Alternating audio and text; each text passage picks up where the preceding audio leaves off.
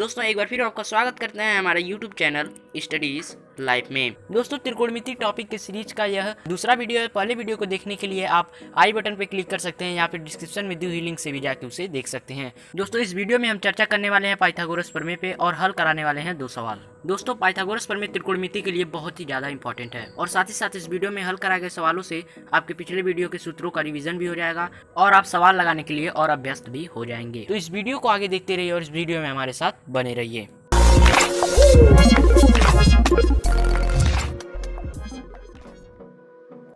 दोस्तों आगे बढ़ने से पहले आपको पाइथागोरस प्रमेय के बारे में जानना बेहद आवश्यक है। इसके बारे में आप पिछली कक्षाओं में भी पढ़ चुके हैं। सो फ्रेंड्स, पाइथागोरस प्रमेय के अनुसार किसी भी समकोण त्रिभुज में कर्ण का वर्ग उसकी अन्य 2 भुजाओं लंब तथा आधार के अलग अलग वर्गों के योगफल के बराबर होता है। जैसे देखिए, अगर हमने एक त्रिभुज लिया ए बी सी, एक त्रिभुज लिया ए बी सी, जिसमें कोण बी जो है हमारा वो समकोण है, यानी कोण बी बराबर हमारा है 90 अंश। ठीक, देखिए यहाँ पे चिन्ह भी लगाया गया, तो कोण बी बराबर है हमारा 90 अंश। तो कोण बी यदि 90 अंश है तो फिर इसकी सम्मुख भुजा क्या कहलाएगी? कर्ण कहलाएगी। ये तो हमने बताया ही था। इसकी सम्मुख भुजा आपकी हो गई कर्ण। ठीक, कोण बी के सामने की भुजा। यदि हम थीटा मानते हैं कोण ए को, ठीक, कोण ए को थीटा मानते हैं, क्योंकि हमारा कोण ए भी अज्ञात है, कोण सी भी, तो हम दोनों में से किसी को भी थीटा मान सकते हैं। अभी के लिए हम थीटा मान रहे हैं कोण ए को। कोण ए थीटा, थीटा के सामने की भुजा लंब, तो इसको हम किससे दर्शा देंगे? यल से। ठीक, उसके बाद फिर कोण सी बचा। कोण सी के सामने की भुजा या फिर शेष भुजा क्या कहलाएगी? आधार। इसे हम किसे दर्शा देंगे? ए से। ठीक है, ये हो गया आपका आधार। ये वाली भुजा हो गई आपकी कर्ण, ये वाला हो गया आधार, और ये वाली भुजा आपकी क्या कहलाएगी? लंब। ठीक, तो इस अनुसार से आप इन्हें जानेंगे। तो क्या पाइथागोरस प्रमेय के अनुसार हमें बताया गया कि कर्ण का स्क्वायर, इसमें कर्ण कौन सी भुजा है? कोण बी के सामने की भुजा ए सी, भुजा ए सी क्या है? कर्ण। यानी कि भुजा ए सी का जो भी लंबाई हो, ए सी का स्क्वायर बराबर होगा लंब। लंब इसमें कौन सी भुजा है? बी बी सी, इसे हमने क्या माना है? लंब। ठीक है, ये है हमारे लिए लंब। तो इसे हम क्या लिख लेंगे? बी सी, बी सी का स्क्वायर, फिर धन का चिन्ह है यहाँ पे, धन का चिन्ह है, धन का चिन्ह लगा देंगे। इसके बाद आधार का स्क्वायर। आधार हमारा कौन सा भुजा बचा? ए बी, इसे क्या लिख लेंगे हम? A B. इसमें इसका भी स्क्वायर है, इसका भी स्क्वायर लगा लेंगे। यानी कि पाइथागोरस प्रमेय के अनुसार कर्ण का स्क्वायर लंब के स्क्वायर और आधार के स्क्वायर के योग के बराबर होता है। जैसे यहाँ पे AC का स्क्वायर BC के स्क्वायर प्लस AB के स्क्वायर के बराबर होगा। तो पाइथागोरस प्रमेय में आपको ये बात ध्यान रखना है कि कर्ण का स्क्वायर बराबर लंब का स्क्वायर प्लस आधार का स्क्वायर।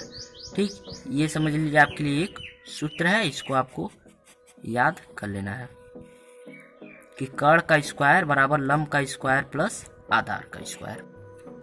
सो फ्रेंड्स, हमारा क्वेश्चन है, यदि tan a बराबर 4/3 है तो अन्य सभी त्रिकोणमितीय अनुपातों के मान ज्ञात कीजिए। तो चलिए इस क्वेश्चन को हल करते हैं। तो सबसे पहले यहाँ पे आपको ध्यान देना है कि tan a बराबर 4/3 ये हमें ज्ञात है, तो इसे हम लिख लेते हैं। अब देखिए, क्योंकि tan a बराबर 4/3 दिया गया है, इसलिए a जो होगा कोण ए आपका क्या कहलाएगा? थीटा। तो यहाँ पे कोण ए है, यहाँ पे इसको हम क्या मान लेते हैं? थीटा। ये हो गया आपका थीटा। कोण बी यहाँ पे 90 अंश दिया गया चित्र में। चित्र के अनुसार कोण बी के सामने की भुजा क्या कहलाएगी? कर्ण, क्योंकि ये 90 अंश के सामने की भुजा है। थीटा हमने क्योंकि ए को माना है, तो ए की सामने की भुजा लंब, और बाकी जो शेष भुजा बची वो क्या हो गई? आपकी आधार। ठीक, अब चलते हैं आगे। अब देखिए यहाँ पे हम लोग जानते हैं कि tan थीटा, या फिर यहाँ पे थीटा की जगह पे ये है तो ए लिख देंगे। tan a बराबर क्या होता है? tan थीटा बराबर क्या होता है? लंब बटे आधार। ठीक है, यहाँ पे हम लंब को L से दर्शा रहे हैं और आधार को A से। tan A बराबर होता है लंब बटे आधार, और tan A बराबर क्या हमें दिया गया 4/3। तो यहाँ से हमें क्या मिला, tan और tan जब बाई साइड बराबर है तो दाई साइड अपने आप बराबर हो जाएगी, यानी कि लंब बटे आधार बराबर आपका हो गया 4/3। तो इस अनुसार यदि हम आगे बढ़ेंगे तो हमें क्या मिलेगा, हमें मिलेगा कि यहाँ से लंब के सामने 4 है, यानी लंब बराबर क्या हो गया आपका 4, तथा आधार बराबर क्या हो गया आपका 3। ठीक है, इसका ध्यान रखिएगा कि L बटे A बराबर 4/3, तो L बराबर क्या हो गया 4 और A बराबर 3। तो यहाँ पे लिख दिया हमने लंब बराबर 4 आधार बराबर 3। अब हमें प्रश्न में क्या पूछा गया है, प्रश्न में पूछा गया है अन्य सभी त्रिकोणमितीय अनुपातों के मान ज्ञात कीजिए। tan को छोड़कर, tan का मान हमें ज्ञात है, इसको छोड़कर अन्य सभी त्रिकोणमितीय अनुपात हमें ज्ञात करने हैं। जैसे sin A, cos A, फिर tan तो हमें ज्ञात है, cosec A, sec A और cot A, इसका हमें मान ज्ञात करना है। तो चलिए देखते हैं इसको किस तरीके से ज्ञात कर सकते हैं। इसके लिए sin A बराबर क्या होगा, यानी sin थीटा बराबर क्या होगा, लंब बटे कर्ण। तो लंब का मान तो हमने यहाँ पे ज्ञात कर लिया, जो हमारा आया है 4, और कर्ण का मान हमें नहीं पता है। ठीक है, क्योंकि sin थीटा ज्ञात करने के लिए हमें लंब बटे कर्ण लिखना होगा। लंब का मान हमें पता है, कर्ण का मान नहीं पता है। तो सबसे पहले हम कर्ण का मान ज्ञात कर लेते हैं। इसे कैसे ज्ञात करेंगे, इसे हम ज्ञात करेंगे पाइथागोरस प्रमेय से, जो हमने अभी आपको बताया है। तो चलिए देखते हैं। तो पाइथागोरस प्रमेय से हमें पता है, क्या पता है कि कर्ण का स्क्वायर बराबर होता है लंब का स्क्वायर प्लस आधार के स्क्वायर के। ठीक, ये हमें पता है। तो यहां से हमें कर्ण का स्क्वायर यानी कर्ण को भी ज्ञात करना है। तो सबसे पहले कर्ण स्क्वायर बराबर लिख लेंगे लंब का स्क्वायर। लंब हमारा कितना आया है 4, ठीक 4 आया है, तो यहाँ लिख लेंगे 4 का स्क्वायर प्लस आधार का स्क्वायर, A का स्क्वायर, आधार कितना है 3, तो इसको हम लिख लेंगे 3 का स्क्वायर। आगे बढ़ेंगे, कर्ण का स्क्वायर बराबर 4 का स्क्वायर कितना होगा, 4 में 4 का गुणा करेंगे कितना होगा 16, प्लस 3 का स्क्वायर, 3 में 3 का गुणा करेंगे 9। फिर आगे बढ़ेंगे, कर्ण का स्क्वायर बराबर 16 और 9 जोड़ेंगे कितना हो जाएगा 25। अब देखिए कर्ण का स्क्वायर बराबर 25, हमें मान चाहिए कर्ण का। तो एक बात आप ध्यान रखिएगा, यहाँ पे मैं आपको समझा देता हूँ। जैसे देखिए यहाँ पे आया कर्ण का स्क्वायर बराबर 25, यानी कि कर्ण पे 2 घात है। तो इसको जब हम इस तरफ ले जाएंगे, यानी इसको सिर्फ कर्ण लिखेंगे, इस घात को हटाएंगे, तो ये जो सामने वाला आपका मान होगा वो कर्णी में हो जाएगा। ठीक है, तो k बराबर क्या हो जाएगा कर्णी में 25। इस तरीके से समझ लिया आपने। अब इसके बाद हम क्या लिख लेंगे, k बराबर कर्णी में 25, यानी हमें क्या करना है 25 का वर्गमूल ज्ञात करना है। तो 25 का वर्गमूल निकालते हैं हम। ये ना 2 से कटेगा ना 3 से ना, तो इसे हम सीधे क्या लिखेंगे 5 से। 5 × 25, फिर 5 से 1, यानी 5 × 5। जब इसे हम कर्णी में रखेंगे तो 1 जोड़ा बनेगा, तो 1 5 बाहर आ जाएगा, तो कितना आएगा आपका 5। वर्गमूल निकालने के लिए आप पिछली कक्षाओं में भी पढ़ चुके हैं। तो यहां से हमारा कर्ण का मान हो गया 5। देखिए, तो इस तरीके से हमें लंब बराबर 4 आधार बराबर 3 पहले से ज्ञात था और ज्ञात हो गया कर्ण बराबर 5।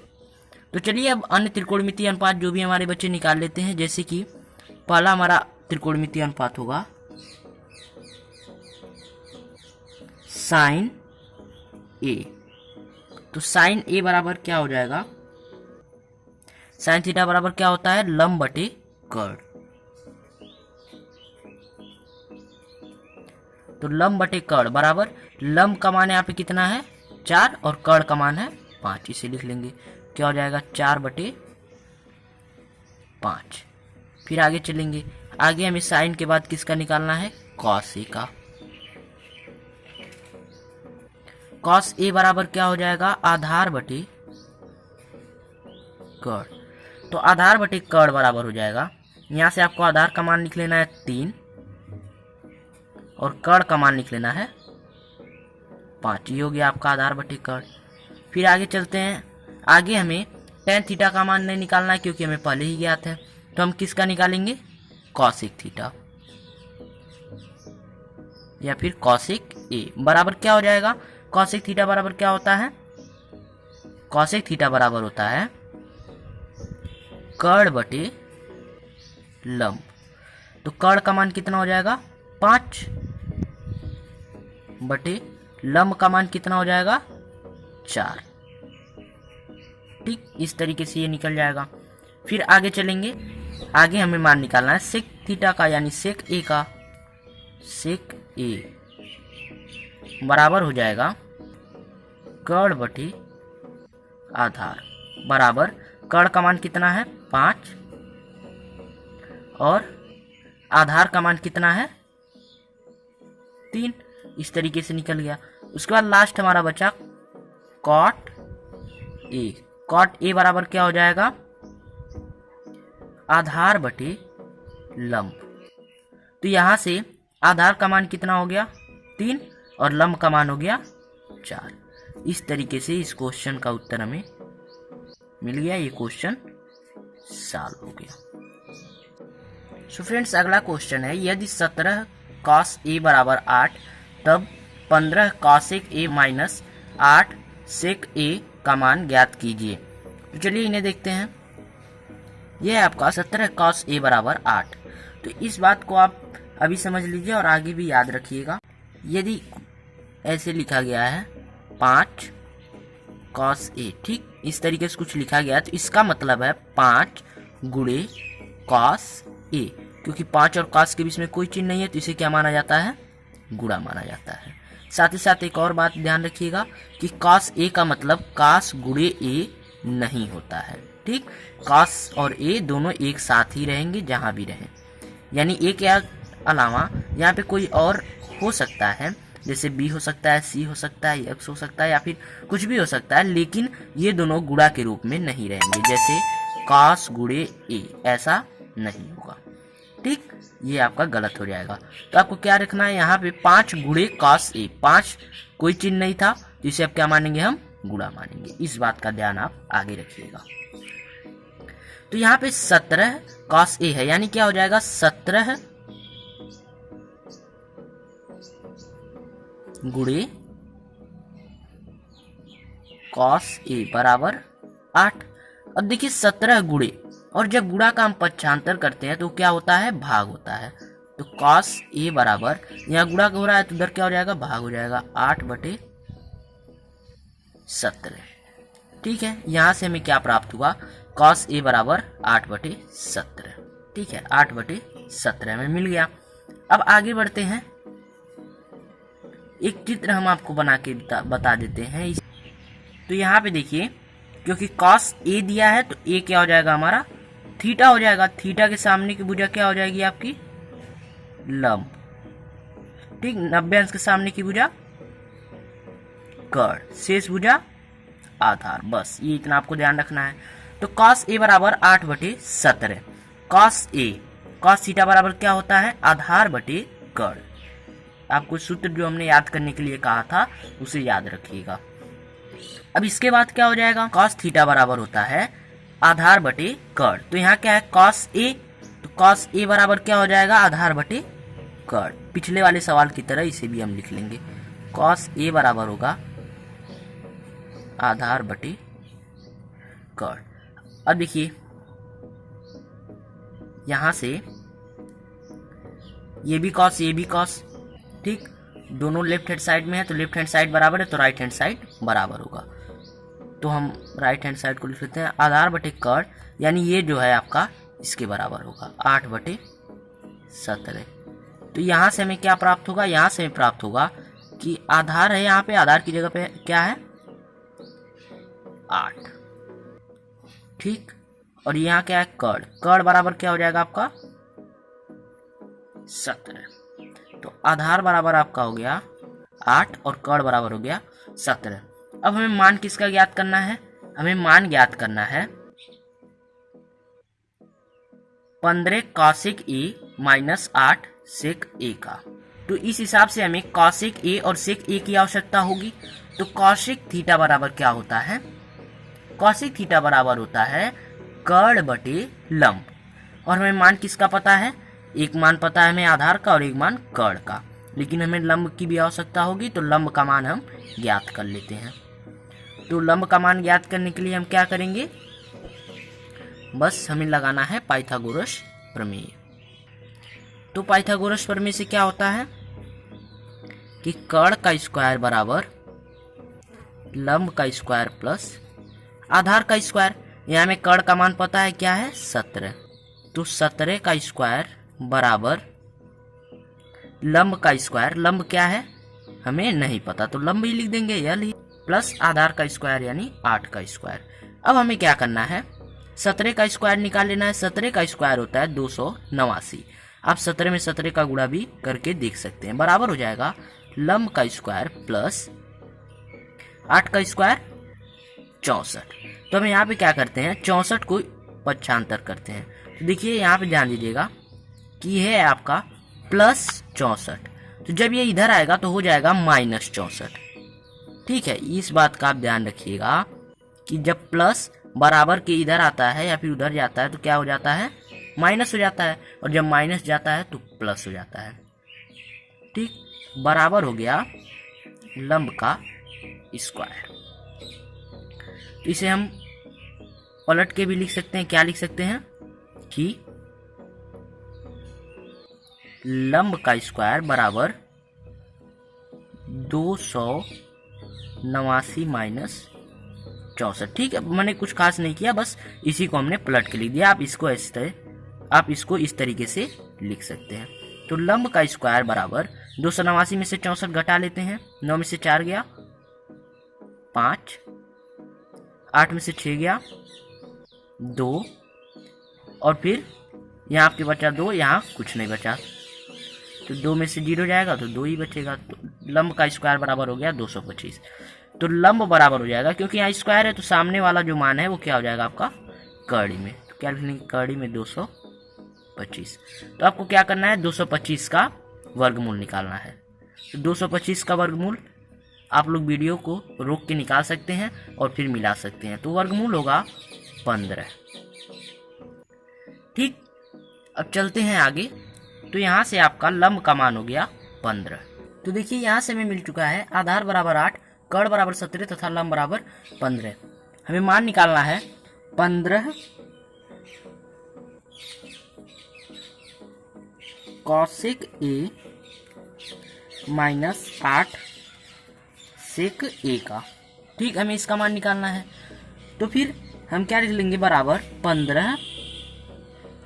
अब देखिए गुड़े इसलिए क्योंकि देखिए यहाँ पे कोई चिन्ह नहीं है, तो इसे हम क्या मानते हैं? गुणा, जो कि हम पहले बता चुके हैं। कॉसेक ए। अब कॉसेक थीटा बराबर क्या होता है? कॉसेक थीटा बराबर होता है कड़ बटे लंब माइनस 8। अब यहाँ भी वही चीज है, यहाँ भी हो जाएगा गुड़े सेक ए। सेक थीटा बराबर क्या होता है? कड़ बटे आधार। तो ये भी हो गया। अब हम चलेंगे आगे। हमें क्या मिलेगा? 15 गुणे कड़। ठीक है, के का मान कितना है हमारा? 17 यहाँ पे लिख लेंगे, बटे यल का मान कितना है हमारा? 15। तो यहाँ पे क्या लिख लेंगे? 15 माइनस फिर 8 गुणे, फिर यहाँ पे क्या है आपका के का मान कितना है? 17 लिख लेंगे, बटे फिर हमारा क्या बचा? ए का मान कितना है? 8। तो क्या लिख लेंगे? 8। देखिए 15 से 15 कट जाएगा, बचेगा 1, और 8 से 8 कट जाएगा, बचेगा 1। अब 1 कट क्यों गया? क्योंकि देखिए यहाँ 15 गुणा के रूप में, यहाँ भाग के रूप में। 15 में 15 का भाग देंगे, कितना आएगा? 1। 8 में 8 का भाग देंगे, कितना आएगा? 1। इस तरीके से कट जाएगा। अब आगे बढ़ेंगे। आगे क्या हो गया? 1 और 17 का गुणा करेंगे, कितना होगा? 17। फिर माइनस का चिन्ह, फिर 1 और 17 का गुणा करेंगे, कितना होगा? 17। ठीक, अब देखिए अब यहाँ तक पहुंच गए। अब इसके आगे आपको कुछ खास करने की जरूरत नहीं है। बराबर लिखेंगे, 17 में से 17 घटाएंगे 0। ये जो 0 आया आपका, ये हो जाएगा उत्तर। दोस्तों अगर आपने अभी तक हमारे चैनल को सब्सक्राइब नहीं किया है तो सब्सक्राइब जरूर कर लीजिए, जिससे हमारे द्वारा अपलोड किए गए वीडियोज़ की जानकारी आपको सबसे पहले मिले। अगर ये वीडियो आपको अच्छा लगा तो लाइक और इसे अपने दोस्तों के साथ शेयर जरूर कीजिएगा। अगर आपके पास कोई सुझाव या शिकायत है तो कमेंट जरूर कीजिएगा। सो बाय फ्रेंड्स, मिलेंगे अगले वीडियो में, तब तक के लिए कीप वॉचिंग, कीप स्माइलिंग।